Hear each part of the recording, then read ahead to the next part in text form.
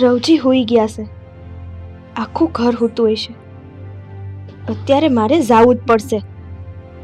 મારે કાળુને મળવા જાવું જ પડશે. લાવ, કોઈને ખબર ન પડે ને એમ જઈ આવું.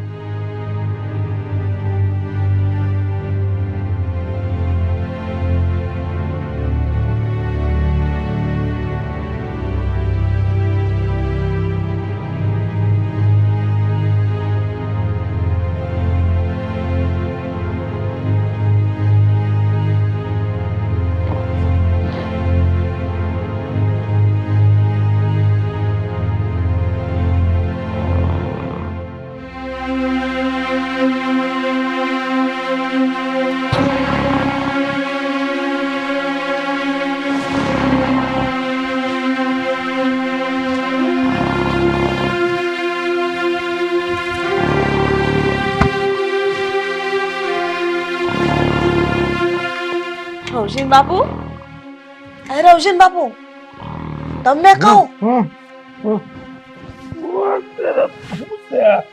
અડધી રાતે તો હોત લેવા દો. હું છું રતન વહુ ઘરની બહાર ગયા અડધી રાતે. હા તે રતન વહુ ને જાતા જોઈ, પણ અટાણે અડધી રાતે આ રતન વહુ ક્યાં ગઈ છે? હવે તો મને નથી ખબર, પણ મને એમ થાય છે કે એની વાહ આપણે જાવું જોવા કે કોને મળવા જાય છે ને હું કામથી જાય છે. હું તમને એમ કહું છું કે ગામમાં જઈને કોકાને કાળું મોઢું કરશે તો આપણી ઇજ્જત હું રહે ગામમાં, આબરૂના ધજાગરા થાહે.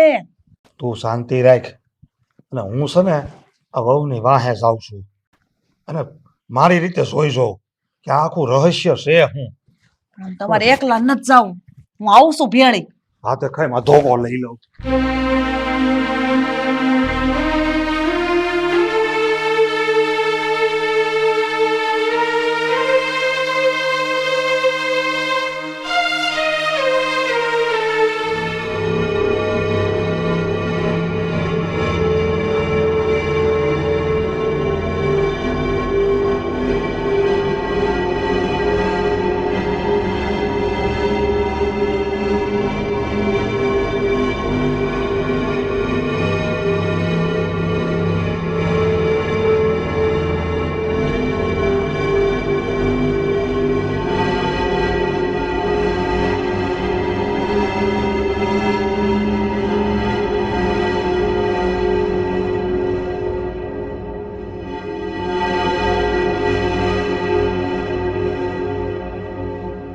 રાતનો 1 વાગ્યો છે છતાં હજુ આવી કેમ નહીં? પણ ક્યાં જાહે? આવશે તો ખરી જ ને.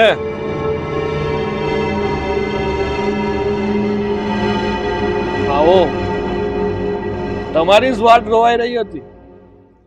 આવવામાં એટલું બધું મોડું કેમ કર્યું? અને આમ જો, પૈસા લાવી છે કે નહીં? હા, જોગવાઈ થઈ ગઈ છે ને પૈસાની? ના, પૈસાની જોગવાઈ નથી થઈ. હું વાત કરે છે? પૈસાની જોગવાઈ નથી થઈ તારાથી? હા, તે મને છે ને 2 વાર વાયદા આપ્યા છે, અને બંને વાર તું તારા વાયદામાંથી ફરી ગઈ છો. લાગે છે કે હા તારા પતિને, હા તારા ધણીને છે ને હસો મારા કબજામાં લેવો તો હે. ના ના કાળુ, તું એવું કાંઈ ન કરતો. મારા ધણીને તું કાંઈ ન કરતો. હું તને વસન આપું છું કે હું 1 મહિનાની અંદર તારા બધા પૈસા ચૂકવી દઈશ. અને હા, ત્યાં લગી આલે, હા મારા લગનની સુંદડી છે, હા તારી પાસે ગીરવે રાખી લે. કાળુ, હા સુંદડી હું સાક્ષી રૂપે તારી પાસે ગીરવે રાખું છું. હા સુંદડી મારા સુહાગની નિશાની છે, અને જ્યાં સુધી હું તને તારા પૈસા નો આપી દઉં ને ત્યાં સુધી આ સુંદરી તારી પાસે રાખ. હું 1 મહિનાની અંદર તને તારા બધા પૈસા આપી દઈશ, અને ત્યારે હું આ સુંદરી સોડાવી જઈશ. હારું રતન, તું મને આટલું બધું કહે છે ને તો તને એક મોકો આપું છું. પણ જો રતન, મારી વાત યાદ રાખજે, જો 1 મહિનાની ઉપર એક દાડો પણ ગયો છે ને તો પછી તું તારા ધણીને ભૂલી જશે. પછી તારો ધણી તારી પાસે નહીં આવે. તારા ધણીના હું રામ રમાડી દઈશ. પછી તારે સુપાવો હોય ને ત્યાં તારા ધણીને સુપાવી લેશે.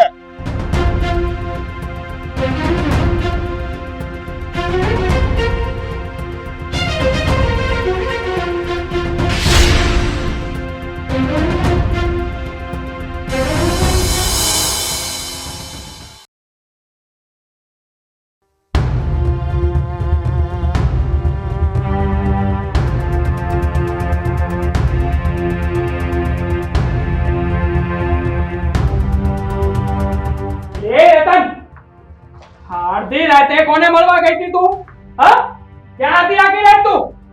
હવારનો સૂરજ માથે સડી ગયો છે ને તું આખી રાત ક્યાં હતી? તને પૂછું છું, ક્યાં ગઈ હતી તું? અરે તમે છે ને મારી ઉપર ભરોસો રાખો. હું કોઈને મળવા નહોતી ગઈ, હું તો કામે ગઈ હતી. હવે તારે ગમે ઈ કામ હોય તો દિવસે જઈને પતાય આવાય ને. આ અડધી રાતે જઈને કોઈ જણને મળવા જવાની હું જરૂર હતી? આ અમારે હું સમજવાનું? બાત તમે છે ને મારી ઉપર ભરોસો રાખો. હું માતાજીના હમ ખાઈને કહું છું, હું કોઈને મળવા નથી ગઈ. પણ તો તમે કોઈ પારકા જણાને મળવા નહોતા ગયા અને તમે હાસું બોલો છો. તો જે હોય એ કહી દો નહીં કે તમે જે છોકરાને મળવા ગયા હતા એ છોકરો હતો કોણ? બાપા ઈ છે ને હું તમને અત્યારે નહીં કહી શકું, પણ છે ને તમે ભરોસો રાખો. હું એવું કોઈ કામ નહીં કરું જેના લીધે તમારી અને આ ઘરની આબરૂ ઉપર કોઈ આંગળી સીંધે. હું આ ખોયડા ઉપર ક્યારેય આસ નહીં આવવા દઉં. હલા રવલા, આ તારી બાયડી છે ને એમ નહીં મોઢામાંથી ફાટે. એને ઓરડામાં લઈ જા ને હારી પેટની લાકડીથી ઠમઠોય તો જ આ મોઢામાંથી કાંઈક ઓકશે. જા વાટ જોમાં. સાચી વાત છે બા તમારી. આજે જ વારો કાઢું છું. અરે બા, અરે બા બા હું કરે છે? હવે ખબર પડશે કે આ ઘરના ઉમરા બાર ભાગ કેમ મેલ છોડું.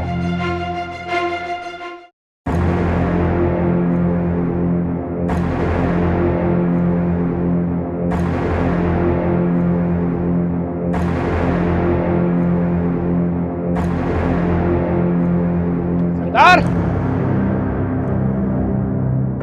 કાળો. હા સરદાર. ઓલી રતનને રાતે મળવા ગયો તો આપ્યા રૂપિયા એણે? ના સરદાર, કાલ રાતે હું રતનને મળવા તો ગયો હતો, પણ રતન પાસે પૈસાની જોગવાઈ નથી થઈ, એટલા માટે એણે પૈસા નથી આપ્યા. પણ સરદાર, એણે 1 મહિનામાં પૈસા આપી દેવાનું વચન આપ્યું છે. કાળો, ઈ સોડી કેટલાક વચન આપશે? આ ત્રીજી વખત વચન આપ્યું એણે, તો આપણે કેટલાક દી વાટ જોવાની હવે? સરદાર, કહું તો શું તમને કે છેલ્લો 1 મહિનો, આ છેલ્લા 1 મહિનાનો વાયદો આપ્યો છે એણે. જો આ 1 મહિનામાં એ સોડી પૈસા નહીં આપે ને તો હું મારી જાતે એના ધણીને મારી નાખીશ. મોટને ઘાટ ઉતારી દઈશ એના ધણીને. આ 1 મહિના પછી ઓલી રૂપિયા આપશે તો ત્યાં લગન આપણે કરશું હું? હા સરદાર, તમારી વાત સાચી છે કે આપણી પાસે રૂપિયા નથી અને એ સોડી 1 મહિના પછી રૂપિયા આપશે, પણ ત્યાં સુધી આપણે કઈક બીજી જગ્યાએ થાળ પાડીએ ને. બીજી જગ્યાએ? હા સરદાર. જો સરદાર, આપણા બાજુમાં પેલું ઢીમલી ગામ છે ને, ત્યાં પાસવ પટેલ નામનો એક વ્યક્તિ રહે છે, ખૂબ અમીર છે. મારો વિચાર છે કે આ વખતે આપણે એના ઘરે જ ધાડ પાડીએ. તું ધાડ પાડવાની વાતો કરશો, પણ એક વખત તું જ્યાં તપાસ કરી લેજે કે ત્યાં પૈસા કેટલા છે, ત્યાં ક્યારે કોણ આવે છે જાય છે, પછી આપણે ધાડ પાડીશું. સરદાર, તમને શું લાગે છે કે મેં આમને હવામાં વાત કરી હશે?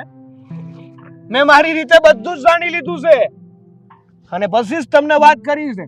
જો રસ્તો સાફ હોય ને તો જ આ કાળું કામ કરે છે, અને મારું કામ તો પેલી બિલાડી જેવું છે. પેલા ફૂંક મારીશ અને પછી આ સામેનું દૂધ છે ને એ સપાસાટ કરી દઈશ. વાહ કાળો વાહ.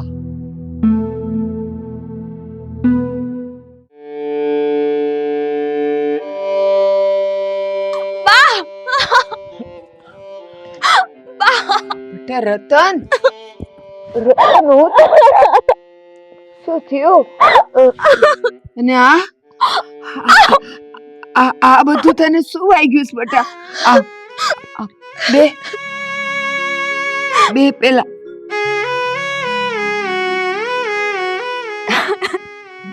બટા બટા રતન કામ રડેસ ને આટલું બધું તને ઢોર માર કોણે માર્યો છે? આ બધે સાચા પડી ગયા છે. બા મને રવજીએ મારી છે, ઢોરની છે મારી છે બા. રવજી પણ બટા બટા રવજીએ તને હું કામ મારી? તારો હું વાંક હતો? બા બન્યું છે એવું કે 1 મહિના પહેલા હું રવજીને વાડીએ ભાત દેવા ગઈ હતી. બા ન્યાયને 2 ધાડ પાડવો રવજીને ઝાડે બાંધીને મારતા હતા અને રવજી પાસે 50,000 રૂપિયાની માંગણી કરતા હતા. મેં ઈ ધાડ પાડ્યો પાસે ભીખ માગીને 50,000 રૂપિયા આપવાનું વસન દઈને રવજીને સોડાવ્યો. બા કાલ રાતે હું ઈ ધાડ પાડુને મળવા ગઈ હતી કે મારાથી 50,000 રૂપિયાની જોગવાઈ થાય એવું નથી, અને ત્યારે મારા હાહુ ને હરા બે મારો પીસો કરતા ન્યા આવ્યા અને હવારે મને મારીને કાઢી મૂકી. હું તારા હાહુ હરાએ તને મારીને કાઢી મૂકી? અરે નખો જાય એનું, એ નખો દ્યાઓને તો જીવતા જીવ જીવડા પડશે. જોજે તું, જીવતા જીવ જીવડા પડશે.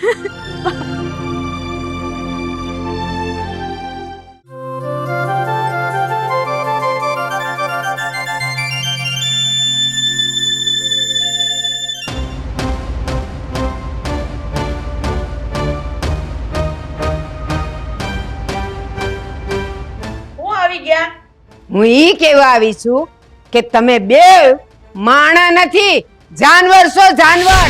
તમે લોકો જાનવરના પેટના છો. મારી છોડીને ઢોર માર માર્યો અને મારી મારીને બિસારીને તોડી નાખી તમે. એ ઈજ લાગણી છે તમાર સોડી. આ તો અમે હારા જ અમે ઘરમાં હંગરી, બાકી બીજા હોય ને તો મારી મારી બતાવીને ઘરની બહાર કાઢી મૂકે, ખબરય ન પડે. સાંભળો ડોશી, આ તમારી સોડી અડધી રાતે ગામના સીમાડે જઈ અને કોઈ પારકા જણની આરે મોઢું કાળું કરે તો અમારે હું એને મારવી નહીં તો હું એની પૂજા કરવી? જેણે બુદ્ધિનું દેવાળું કાઢ્યું હોય ને એને હાસું ન સમજાય. એ કમળો થયો હોય ને એને પીળું જ દેખાય. અરે નખો દ્યાઓ, મારી સોડી અડધી રાતે કોઈ પારકા જણ પાસે નહોતી ગઈ, ઈ તમારા છોકરાનો જીવ બચાવવા ગઈ હતી. કે મારી તમે કહેવા હું માંગો છો? તમારી વાતનો અર્થ શું થાય છે? સાંભળવું છે ને તો સાંભળો.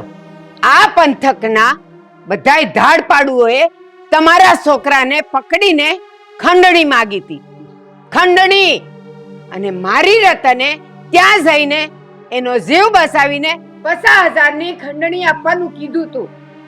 અને એ 50,000 ની ખંડણી નોંધ કરી શકીને ઈ એને કેવા ગઈ હતી, દાડ પાડુને મળવા ગઈ હતી. કાળું મોઢું કરવા નહોતી ગઈ. અરે નખો દ્યાઓ, હવે હું શોકો છો તમે? મારી દીકરીને તમે વગર વાકે મારીને તોડી નાખી છે ને. યાદ રાખજો, એ જીવતા જીવ કીડા પડશે તમને, જીવતા જીવ. અને આ વિધવાની હાય તમને ક્યાંય સુખી નહીં થવા દે.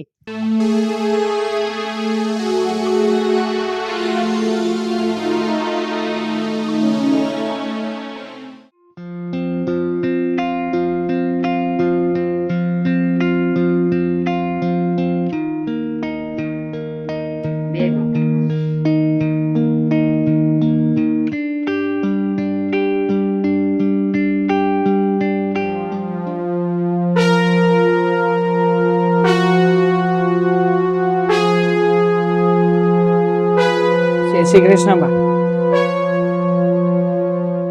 બોલો જમાઈ, હું મોઢું લઈને આવ્યા છો? હવે માફી માંગવા આવ્યો છું બા, અને રતનને મારી ઘેરે પાછી લઈ જવા આવ્યો છું. રતન, મને માફ કરી દે. હકીકતમાં તો એ દિવસે મારે તને સમજવી જોઈતી હતી, પણ મારી ભૂલ થઈ ગઈ રતન. હું મેં જે કાંઈ પણ કર્યું છે ને એનો પસ્તાવો કરવા આવ્યો છું. હાલ રતન હાલ, આપણી ઘરે પાછી હાલ રતન. એક સ્ત્રી છે ને હંધુય સહન કરી લેશે, એને એક ટાણું ખાવા ન દ્યો ને તો એક ખૂણામાં પડી રહેશે. પણ જ્યારે એનો ધણી એની ઉપર અવિશ્વાસ કરે ને ત્યારે કોઈ પણ સ્ત્રી ભાંગી પડે છે. અને તમે મારી ઉપર અવિશ્વાસ કરીને મારું મન ભાંગી નાખ્યું છે. પણ રતન, હું તારી માફી તો માંગુ છું ને. એટલે એમ કે હવે હું તમારી હારે ભાવ નહીં કાઢી શકું, નહીં રહી શકું હું તમારી હારે. હવે જે ધણીને એની અર્ધાંગીની ઉપર ભરોસો ન હોય ને એની હારે રહેવું નકામું છે. હું તમારી હારે સુટ્ટું લેવા માંગુ છું. મેં છે ને હા બધા ધાડ પાડું અને 50,000 સૂકવી દીધા છે. હવે તમને કોઈ કાઈ નહીં કહે. અને થોડા દિવસમાં મારી બા આવશે તમારે ત્યાં, લખાણું કરાવી જાહે. બા ને બાપુજીને કહી દેજો. રતન,